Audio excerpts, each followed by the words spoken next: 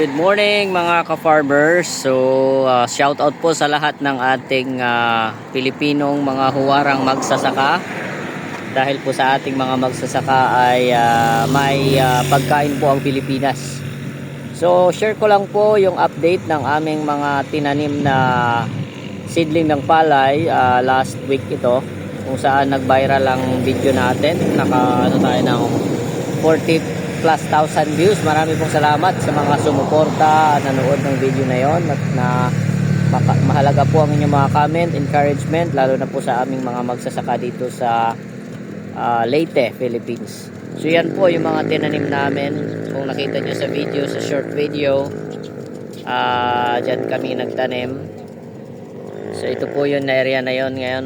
Unti-unti na po silang nabubuhay.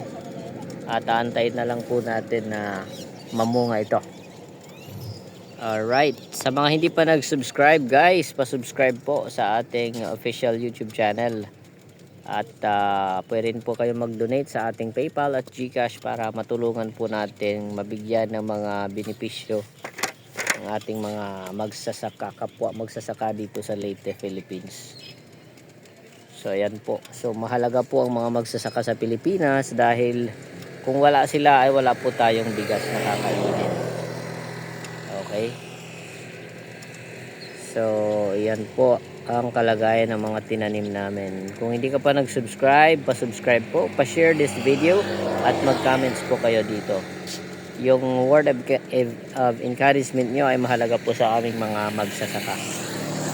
Okay, marami pong salamat sa panonood at make sure to click the notification bell kasi mag-upload pa ako ng mga farm videos dito sa Leyte.